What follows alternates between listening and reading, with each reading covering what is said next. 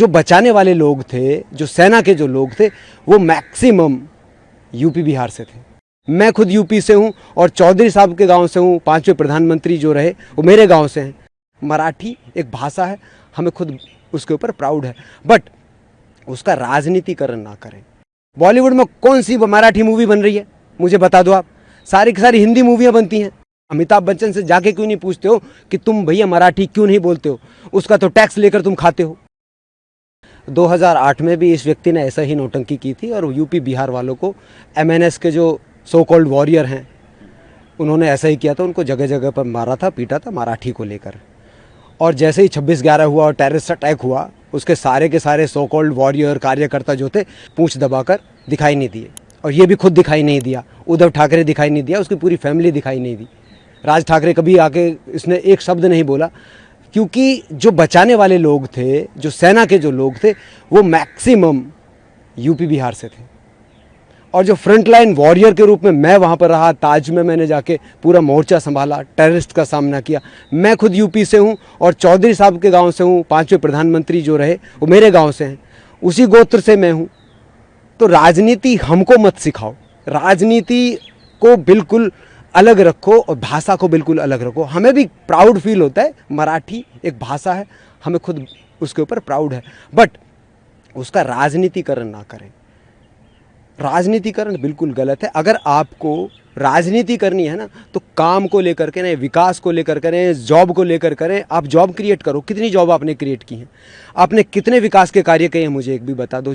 पूरा का पूरा जो MNS ने आज तक कोई भी विकास का कार्य किया हो बता दो।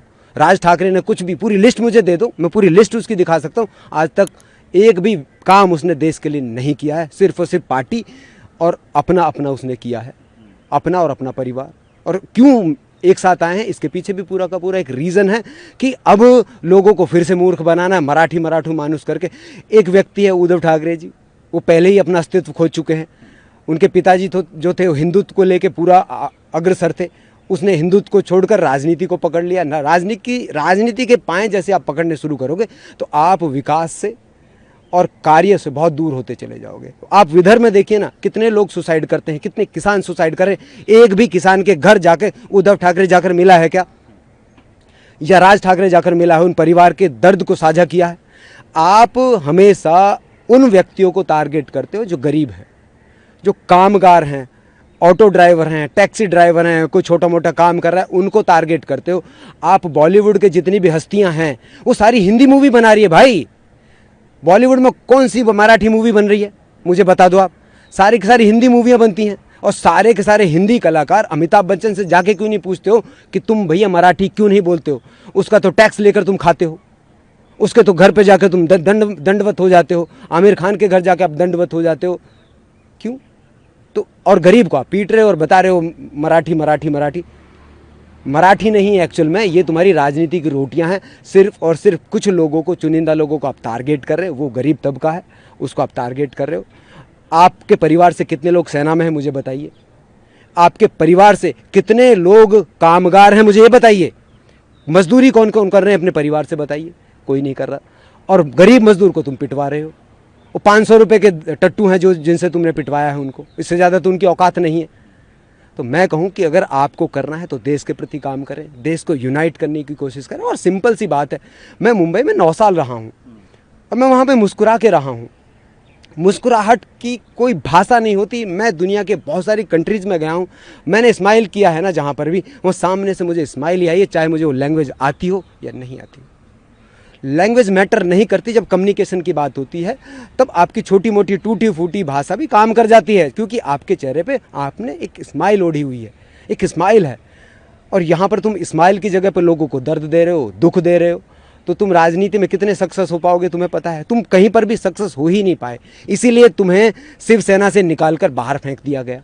इसलिए फिर तुमने अपनी एक छोटी सी पार्टी बनाई, उस पर भी तुम ज़्यादा दिन टिक नहीं पाए। आप पुराने चुनाव में देख ली कितनी सीटें आई हैं उनकी, देख लो ना, पूरा इतिहास देखो। तो अब क्या है, तुम लोगों के बीच में बंटवारा करना चाहते हो, लोगों को बांटना चाहते हो और उसी बांट के आधार पर अपनी राजनीति की रोटियां सेकना चाहते हो। मैं कहूँगा कि भैया बंद करो और सबसे पहले सेना में जाओ और वहाँ पर कम से कम राज ठाकरे जी, उद्धव ठाकरे जी और जितने भी उनकी फैमिली में लोग हैं, आप जाइए 5-6 साल सेना में काम कीजिए, आप अग्निवीर बनिए, फिर थोड़ा बहुत कुछ सीख कर आइए, फिर देश को चलाने की बात कीजिए।